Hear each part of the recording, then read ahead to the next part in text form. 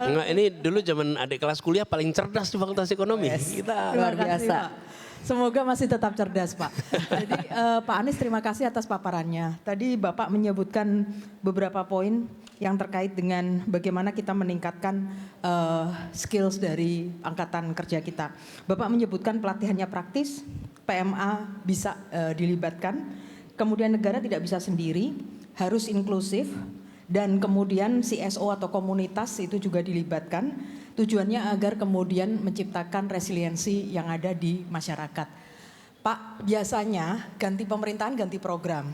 Dan biasanya narasi atau kemudian niatan program policy bagus berantakan diimplementasi karena kapasitas program delivery-nya tidak baik. Di Prakerja, dalam waktu 3,5 tahun kita bisa memberikan 17,5 juta orang akses untuk reskilling dan upskilling. Yang tadi Bapak sebutkan, UI, UGM, CSO, kemudian BINUS, HINO, kemudian United Tractors yang mengajari bagaimana maintenance bulldozer sama eskavator ada di Prakerja. Pelatihan green skills, AI, cyber security ada di Prakerja. Dan kemudian ini juga sudah teruji dan kemudian direplikasi. Bahkan oleh Kamboja tahun ini bulan November ini mereka memulai program semacam Prakerja 1,5 juta orang skalanya, Pak. Dan kemudian sudah distudi bandingin oleh Thailand dan juga Maroko. Pertanyaan saya, Pak, dan ini pertanyaan sejuta umat, Pak, karena 1,5 tahun saya keliling Indonesia, selalu media maupun masyarakat, audiens tanya, apakah Prakerja akan dilanjutkan setelah 2024? Demikian, Pak. Terima kasih. Silakan dijawab Pak Anies, singkat, nanti ada pertanyaan lagi.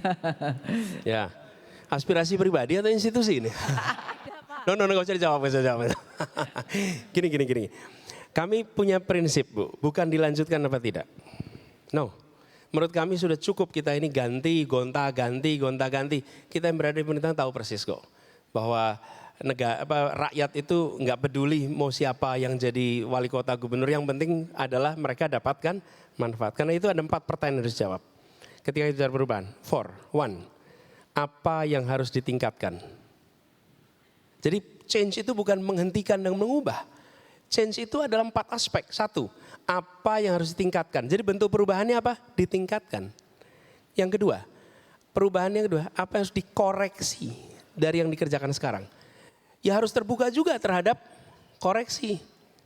Yang ketiga, apa hal yang harus dihentikan dari yang dikerjakan sekarang. Ini objektif aja nih. Yang keempat, apa hal baru yang harus dimasukkan. Nah, kebanyakan dari kita ketika bicara change itu dipikirin nomor 3 dan nomor 4 aja, Bu. Dan itu menurut saya bahaya. Jangan, kita nanti merasain, saya dulu tugas di Jakarta. Habis itu begitu selesai tugas, ada perubahan. Nggak apa-apa, memang otoritasnya orangnya beda. Tapi kalau prinsip 4 itu dipegang, maka publik yang benefit. Apa yang ditingkatkan, apa yang dikoreksi, apa yang dihentikan. Dan kalau itu dilakukan, maka perubahan itu teknokratik, not political. Teknokratik, kenapa? Karena begitu pertanyaannya 4 itu, jawabannya harus teknokratik. Nggak bisa jawabannya non teknokratik ini. Dan ini Mbak Deni, yang kami melihat Indonesia ke depan dalam hemat kami harus mengembalikan teknokrasi menjadi pilot dari proses pembangunan di Indonesia. Pilotnya itu teknokrasi. Teknokrasi itu come up dengan option. Nanti political leaders melakukan eksekusi atas pilihan yang diberikan oleh teknokrat. Tapi jangan dibalik. Yang kami khawatirkan itu dibaliknya ke ujung. Saya terusin dikit ya, gak apa-apa ya. Di ujung gini, si A punya minat investasi bidang ini, diberikan kepada negara, lalu negara kelihatannya menarik, nanti obrolin, kemudian diberikan kepada teknokrat, tolong cari justifikasinya. That's no good. Dan itu nggak terjadi. Kalau kita lihat 30 tahun Orde Baru kan dibalik, teknokrat di depan, pengusaha di paling belakang. Teknokrat itu menentukan, butuh petrokimia, itu kata teknokrat. Butuh industri baja, itu kata teknokrat. Baru kemudian di outline policy-nya, lalu dicari siapa yang mengeksekusi. Yang sering sekarang terjadi terbalik. Yang mau mengeksekusi yang punya ide, berikan kepada negara, negara kasihkan teknokrat, tolong buatkan papernya supaya ini justified. Oke. Nah ini yang menurut saya harus diubah. Iya. Nah kalau begitu, itu yang membuat apa? Kemudian ketimpangan itu bisa terjadi. Ini frankly speaking nih kita ngomong. Iya. Dan bukan 1-2 tahun, bukan. Kita bicara tentang kira-kira periode 25 tahun terakhir ini.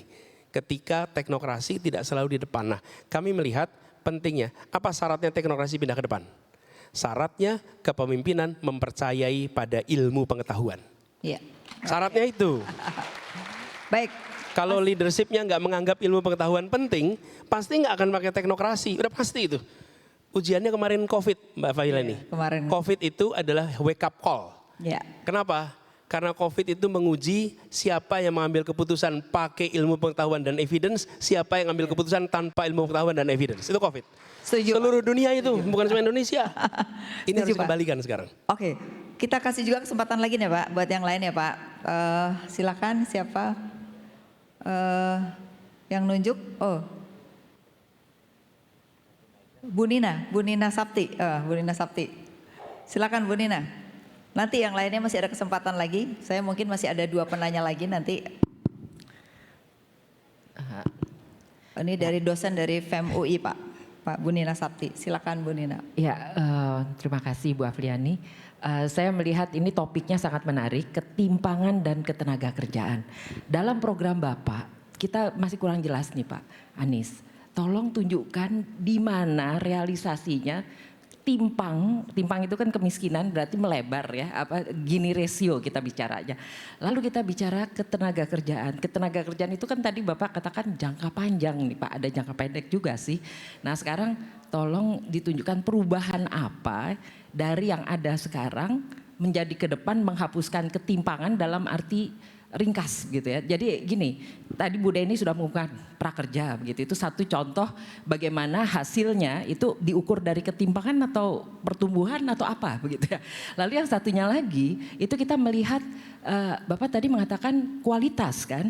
Jadi kualitas sekaligus menghilangkan ketimpangan. Ya, Bapak tunjukkan tadi sudah kita mulai dari yang penyerapan tenaga kerja terbesar. Ya kalau dalam dokumen Bapak saya baca itu ada pertanian yang dikemukakan. Mungkin itu Pak, kita ingin tahu realisasi praktis apa. Terima kasih. Silakan Pak Anies untuk menjawabnya.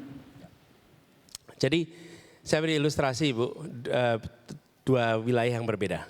Seperti kawasan padat penduduk urban seperti Jakarta, di mana di situ ada pekerja atau ada unemployment, kira-kira orang-orang yang membutuhkan lapangan pekerjaan.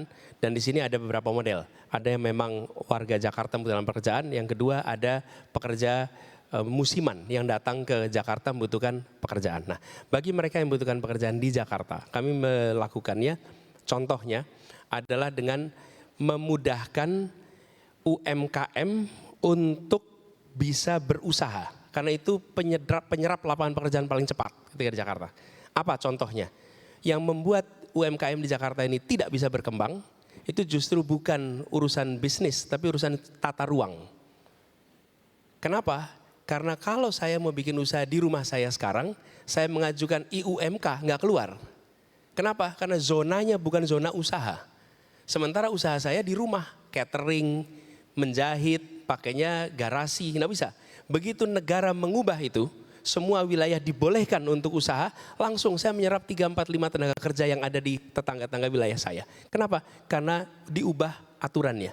Begitu aturan diubah, langsung tenaga kerjanya terserap. Jadi negara ketika bicara tentang penyediaan lapangan pekerjaan, bukan semata-mata yuk dorong investasi. Enggak, apa sih constraint yang membuat UMKM penyerap tenaga kerja terbesar di Jakarta itu tidak bisa berkembang. Dan begitu mereka dapat UMKM, apa yang dapat zonasi diubah, maka mereka keluar IUMK, mereka dapat NPWP, mereka langsung masuk digital market. Begitu masuk digital market, maka mereka akan menjangkau semuanya. Kedua, Bapak Ibu mungkin ingat ya, di Jalan Jenderal Sudirman dulu pernah dilarang kendaraan roda 2 untuk lewat.